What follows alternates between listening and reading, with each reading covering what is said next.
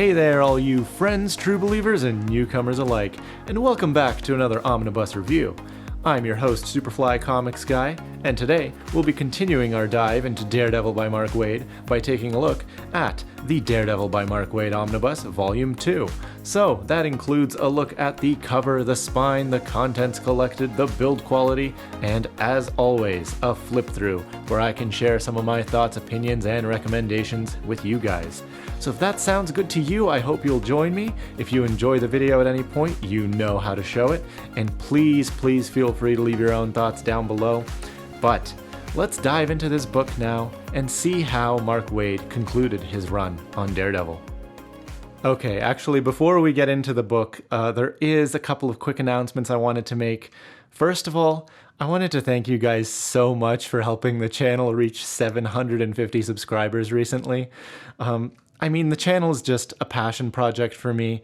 I just like talking about comics and getting new people into them. I'm not really fussed about the numbers or all that side of YouTube, but to know that there's that many of you out there who, tuned into my videos at one point and chose to subscribe, it really means a lot, so thank you so much. The other thing I wanted to mention is you've probably noticed I've slowed down a bit on the frequency of my uploads. Some stuff in my life has just been changing, and I need to devote some more of my time to that, but I'll still be here reviewing omnibuses when I do get the chance as I read them, so I just hope you guys will be patient with me to allow that and stick around as I put those videos out, even if it's not as often as it has been. But I will say, if we reach 1,000 subs, as a thank you, I will make a collection tour, a omnibus collection tour. I figure you guys have earned it. I've been keeping that pretty close to my chest for a while now, but if we reach 1,000 subs, I'll figure out a way to make that happen for you. But okay, with all that out of the way, let's start taking a look at the book we have in front of us today, the Daredevil by Mark Waid Omnibus Volume 2. So this is not the newest printing that's going to be coming out shortly, early 2024, I believe, January 2024. This is the previous printing. So this cover that you see here is what used to be the only cover available. I don't believe this cover is being offered anymore. What you will see is that there is now a new standard cover that's available for you to choose, and then also a direct market cover this time. So you can choose between those two, figure out which one you want to grab. Similarly, the spine might change a little bit on the new printing. So when you if you choose to pick up the new printing, you may notice it may look a little bit different from this, but should be pretty similar. And then the back. So we have a cover price of $100 US, $127 Canadian. And this Omnibus Volume 2 here collects the 2011 Daredevil series, what is that, 28 through 36, Indestructible Hulk 9 and 10, Daredevil 2014 1 through 18, 1.50, 0.1, and 15.1. So let me flip this over for you, show you what's under the dust jacket. There we are, so that is the wraparound cover that you'll be getting on the board of this Omnibus Volume 2. So very similar in design to the wraparound cover that was on the first volume omnibus. This is how Daredevil's radar sense is depicted throughout this run. A really creative way of doing so. I quite like it. I'm not sure if they're going to be keeping this wraparound cover for the upcoming reprint of this book, but I suppose time will tell in that regard. But for now, let's take a flip through and talk a bit about the story. All right, time for a cheeky little flip through here. Got our white bookend pages. I believe they'll be changing those to red for the new printing. We'll see if what they did with Volume 1, if they continue that trend. Got some credits pages here. Not a table of contents, but some credits pages nonetheless. So those are pretty okay. And then we dive right into Volume 2 of this run. So if you watched my review of Volume 1, I had a pretty good time with that. I think it started off pretty slow, but then Volume 1 started to pick up the pace the more and more I read it. And I think this one is even better. But let's set the stage a little bit. So where have we left off? I'm going to try to avoid spoilers as best as I possibly can, keep things vague as I can. But where do we find Matt Murdock here? Well, the cat's more or less out of the bag here. Because all of the publicity issues that Matt's been having over the past few years, by now, most people are pretty suspicious that Matt is Daredevil. By this point in time, he's encountered this group of white supremacist racists called Sons of the Serpent, and they start causing all sorts of problems for him. There's an incident with the DA, which blows up quite in a pretty large manner. But what I wasn't expecting is that it delves into a little bit of the supernatural, dealing with creatures and monsters. Matt has to track down the Darkhold of all things at one point, and I wasn't really expecting that. It was definitely a different take on some of the Daredevil stories that I'm used to. In fact, some of the supernatural elements in this portion of the book reminded me a little bit of the Batwoman Omnibus that I reviewed a while ago. But anyway, Matt is put in a very, very tough position by this group. There's some blackmail involved, and Matt has to figure out a way to get out of it. And the way he does so is really interesting. He calls up his old pal Elektra, and they, just to sort of talk through it, figure out what he can do about the situation he's in. And they have this really, really cool moment together because Matt's like, oh, what do you think I should do? And she's like, all right, well, why do you think I'm so good at getting under your skin? So she asks him, if I were to attack you right now, would I attack from the left or the right? And Matt goes, well, neither. You would never pick an option that I was expecting. And I love that moment. And so Matt has to do something unexpected to get himself out of this tough situation that he's in. There you can see some of the supernatural elements and creatures I was referring to. Very, very out of the ordinary, I guess, for Daredevil. But still pretty interesting. But yeah, so, that bit between him and Elektra, really, really good character-focused writing in here. Especially between, Matt and his best friend, Foggy Nelson. And, Foggy Nelson is struggling with his own problems during this run as well. But it's really, really nice to see how much those two, Matt and Foggy, how much they really care about each other and want to support each other. Watching their friendship develop over the course of this run was really something nice. And not just that, but seeing Matt navigate this new relationship he's starting with Kirsten McDuffie, who's the assistant DA. They have a really interesting friendship. She's very gung-ho, very, very independent. So she challenges him in a lot of interesting ways. She's not your typical damsel in distress, which I really quite liked. Matt's relationship with his mother gets a little bit fleshed out here. There's a really, really touching issue involving that. So yeah, the character-focused writing was a real treat throughout this omnibus. It made me think a lot about the times that, my friends or my family needed help and what it's like to be in that position supporting somebody. But anyway, I digress.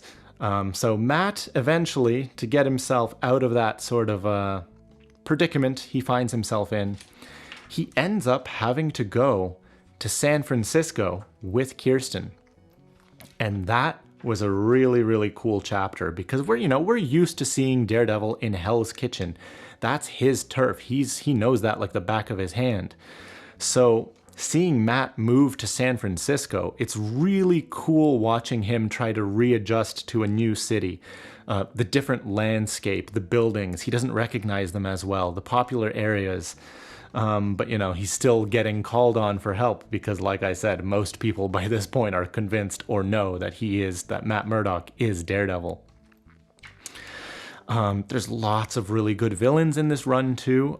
There's a pretty long-running conflict between the Shroud and the Owl, which was actually really interesting. I wasn't really familiar with the Shroud before this, and when he showed up, I just sort of I was anticipating him to be just this sort of D-list jobber, basically. But the feud and the I guess, yeah, the conflict that the Shroud and the Owl have throughout this run was actually pretty compelling to read. I was very happy to see the Purple Man show up again, Kilgrave, especially because I enjoyed the Alias Omnibus so much. Yeah, the story with Purple Man in here was really, really good. Pretty grim, though, too, especially considering the lighthearted nature of the majority of this run. That was a pretty dark issue. And, of course, the absolute highlight, was seeing the Kingpin and how he plays a role in this. Kingpin and Akari make a pretty dramatic appearance in this volume. And oh my god, so many cool moments come from that. Just if you want to see Kingpin at his best, when he's just so vile and manipulative and always seems to have the upper hand, there's some really, really good Kingpin moments in here. But, despite this sort of lighthearted nature that this run may be known for, at its core, this really is a story about depression, actually, and living with that, overcoming it. There's a great quote in here that I'll paraphrase a little bit from Matt, where he just goes, "Fear, that I know how to fight. Get up. You have momentum now. Don't lose it. Don't let the shadows pull you back in. Inertia is the enemy. Do something. Move. Move, Matthew." Okay. That's a start. It's just this epic, motivating Daredevil moment where it's like he's on the ropes and he just has to pick himself up and keep going. Really, really good stuff. And it's depicted really, really well on the panel as well, with the progression of those panels. And yeah, you kind of get this sort of smile through the pain vibe with Daredevil in this run, because yeah, he's trying to be lighthearted, but then you come to realize that, it may just be an act. He may just be putting it on. And sometimes we do bottle things up and just put on a brave face. But if that's all you ever do, then eventually over time, things are gonna catch up with you and you're gonna feel the effects of that bottling up. And we see that with Matt here as well. And it just humanizes him that much more. You really feel that the person behind this mask, he's just a guy. He's just a human being. Despite the abilities, he's just a guy with normal problems. Well, normal. Normal as far as, general themes and that kind of stuff. But yeah, I really, really enjoyed this run. If I had some nitpicks, some little bones to pick here and there, I would say there is a little bit of an overuse of ultrasonic frequencies being Matt's weakness, because he's his senses are super sensitive. So one of his weaknesses would be high-pitched frequencies, but it feels like that happens a lot in this run. It's like Matt will have the upper hand, and then out of nowhere, a villain will pull out some device that emits a hypersonic frequency, and Matt's like, "Oh God, my ears." I feel like they did that a little bit too often in this run. And the other thing I'll say is I feel like it has a little bit of pacing issues, the way the issues are mapped, because there's a lot of really cool, unique one-off issues in here, featuring small little stories showing Daredevil as a potential dad in the future, or this love story that's written in prose, or a throwback to Mike Murdock, or this Hulk crossover, or some throwback issues to a younger Daredevil. But sometimes the way those issues are placed in this omnibus, it can kind of interrupt the flow of the main story that's going on, so that can kind of throw you off a little bit as you're reading. As far as the art, though, really, really liked it. It's pretty clean for the most part, as I said in my Volume 1 review, but it it knows when to get dynamic and cool and dark.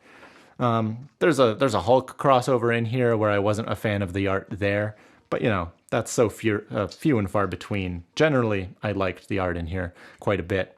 And honestly, a lot of the Chris Samney art in here kind of gives off a bit of a Darwin Cook vibe at times, with like the colors they choose to use and the way certain characters are drawn. And that was really cool to see. But just to take you through some of the extras you get in this omnibus, to be honest, you really don't get that many in this omnibus compared to others, but there's still some cool stuff in here. You get a bit of an afterword farewell here from some of the creators, Mark Waid, Chris Samney, Matt Wilson, Joe Caramagna, talking about, you know, their feelings about the run and how it's coming to a close, what they're looking forward to from the next creative team. And then you have just a whole bunch of variants here, which are quite nice to look at. Some cartoony ones here. Oh, there you go. That's going to be the direct market cover for the reprint of this omnibus. There's some really, really nice images in here. Got one by Alex Maleev. Love his work. Chris Samney, of course. Can't forget him.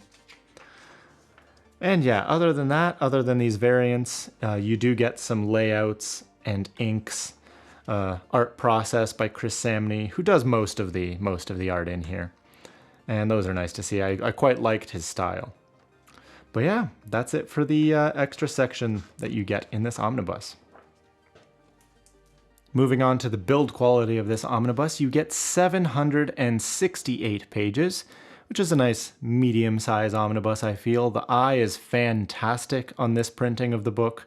Opens up quite wide there, so I really never had any issues with gutter loss.